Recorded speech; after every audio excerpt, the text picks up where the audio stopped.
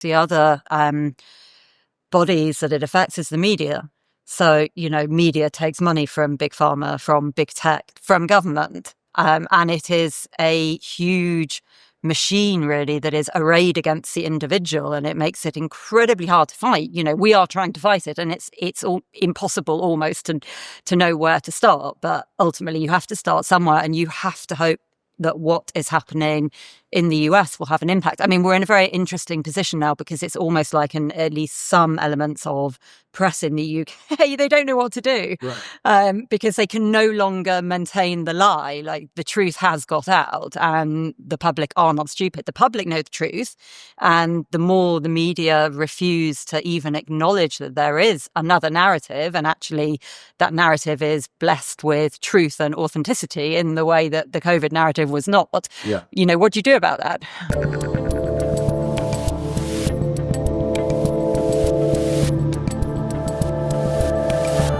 All right, so this is a conference obviously about human flourishing and freedom and individual rights and all that. You have been talking about COVID and how it affected this country for quite some time. We sort of left COVID behind. We don't talk about it anymore. There was never a mea culpa. There was never a real postmortem on what happened. So where are you at with COVID and what we should be looking back at and maybe reevaluating? I think that's such an important point, because the fact we don't talk about it, I just find staggering.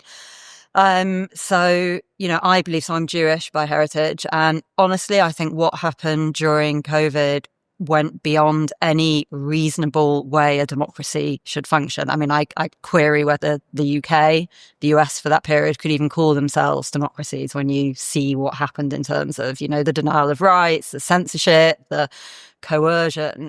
So to think that we've moved on from that, that was done, that was yesterday, and here we are again in, these healthy, functioning democracies, I just think is a complete fallacy. So we set up, so I'm the founder of a group called Us for Them. We set up right at the beginning of the pandemic to try and force schools to open in the UK. And what had been a single issue campaign around school openings very quickly became a campaign for human flourishing, for freedom, for a way of life, for kids, but then, to be honest, just as much for adults.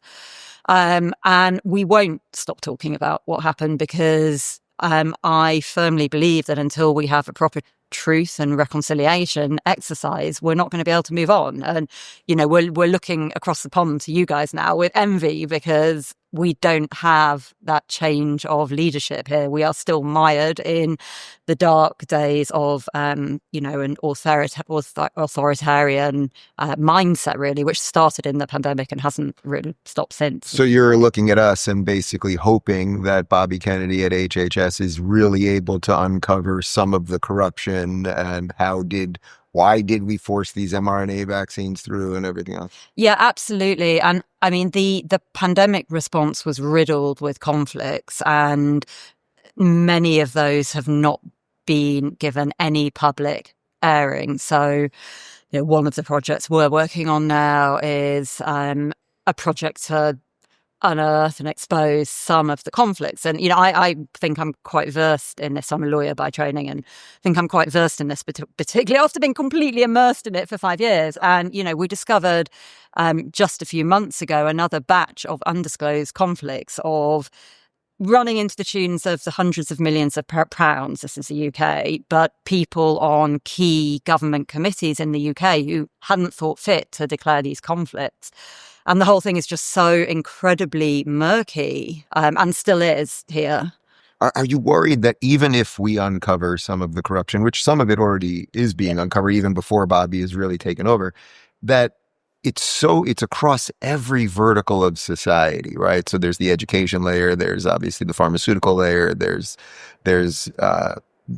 people got fired that were in private businesses too. Like, there's just so many things that sort of is the insurmountable problem, that to point to something and say, this is how we have to fix it, is almost impossible. It is. And I think particularly given, of course, the other bodies that it affects is the media.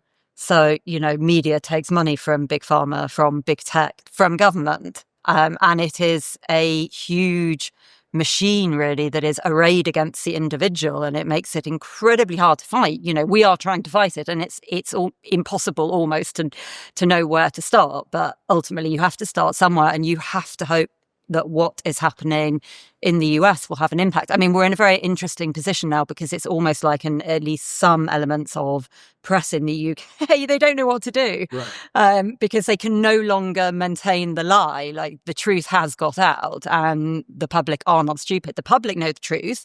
And the more the media refuse to even acknowledge that there is another narrative, and actually that narrative is blessed with truth and authenticity in the way that the COVID narrative was not. What do you do about that?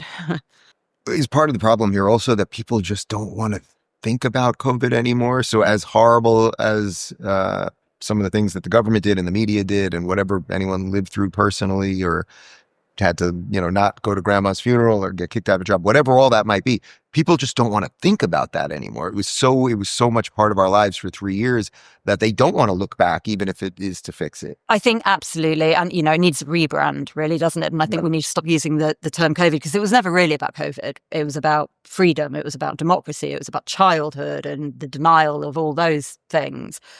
And I think the other huge elephant in the room is that, here, as in the US, many people were duped at some point or another, whether that's because you were a parent that went along with school closures. I mean, I put my then 6-year-old in front of a screen for 6 hours a day, to the point that she would be coming out of homeschooling, remote learning, saying, "Mum, my eyes hurt, my eyes hurt." So, I did that.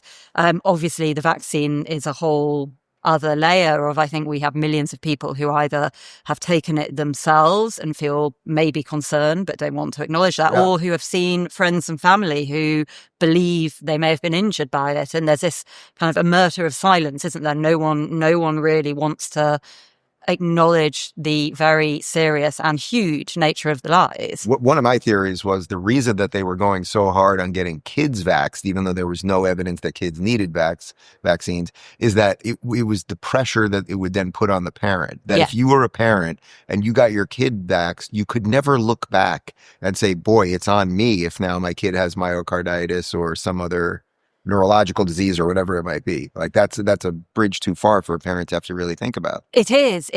And to have to acknowledge that you did that, and that you may have not had all the evidence, you may have, actively shunned some of the evidence because people just didn't want to hear, did they?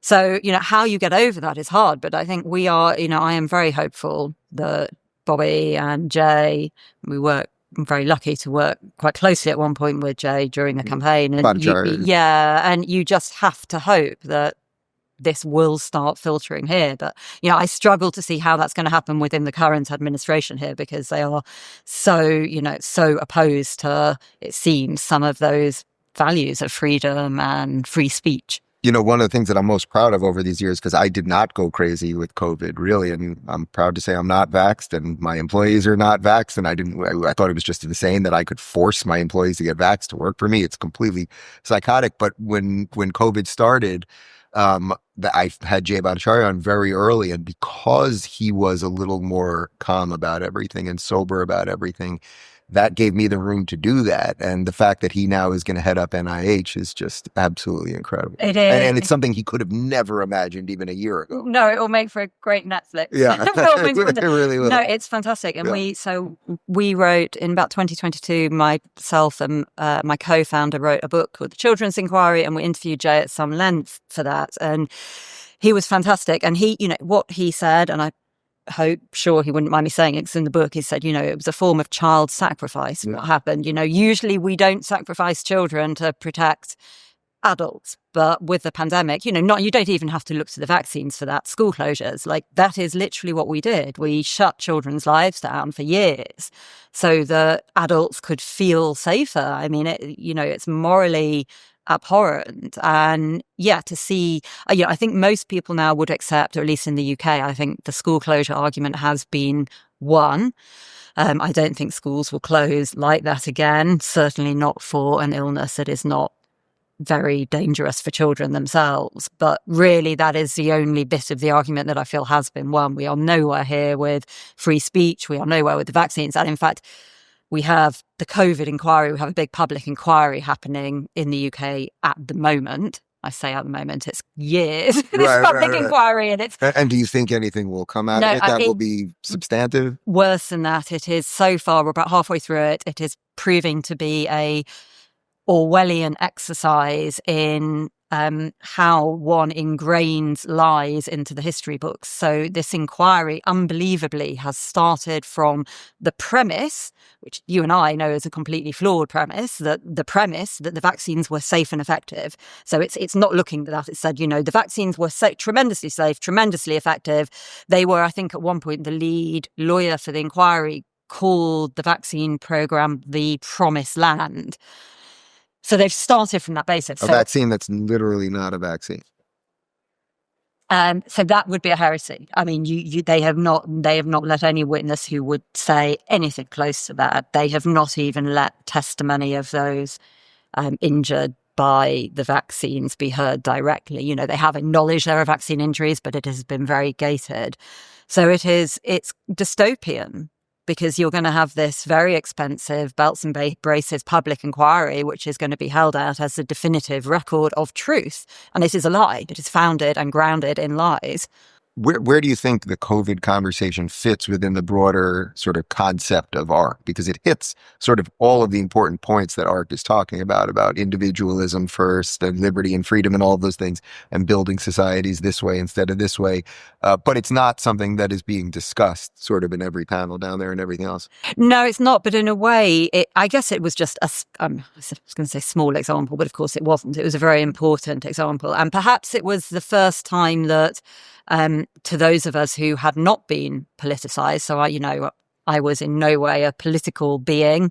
I was welcome to the party. Yeah, very lucky, I guess, that politics had never directly impacted my life in a way that meant I felt I had to stand up and scream. And I think it was the first time that many of us realized how fragile the concepts being discussed here this week really are. So we talk about liberty and freedom and free speech as if they are our God-given right, because for many of us, that's all we have ever known, or all we ever had known until 2020. And suddenly they all disappeared. And I think it has left many of us. I mean, I do not believe the UK is a democracy, at least not in the way I would have understood that term in 2018, 2019. It's not. We are using democracy to fight against itself. We're using democratic terms. We must censor the public space to protect the public space. I mean, that makes no sense, does it? So I think the COVID period is very relevant because it really brought the concepts being discussed here now to a wider base, because so many of us were impacted. Those who give up liberty for safety deserve neither. I'm definitely not the person that came up with that. Well, let's finish with this then. So as you're sitting here with ARC, and as these ideas have woken up someone like you must be hopeful that your other countrymen are waking up too, and that even if the inquiries look corrupt and everything else, that what's the hopeful version of the future?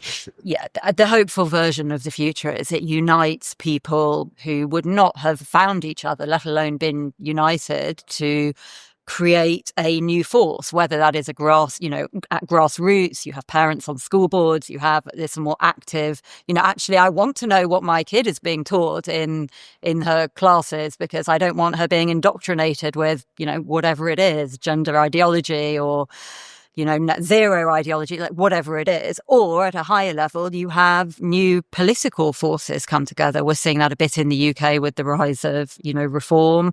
I hope they won't be the only party. Hopefully we break the two-party diktat that has been very corrosive, I think, of democracy in the last years. Ironically, I have a bit of a cough, but can I shake your hand? I would love you to shake my hand. Thank you. If you're looking for more honest and thoughtful conversations about politics instead of nonstop screaming, check out our politics playlist. And if you want to watch full interviews on a variety of topics, watch our full episode playlist, all right over here. And to get notified of all future videos, be sure to subscribe and click the notification bell.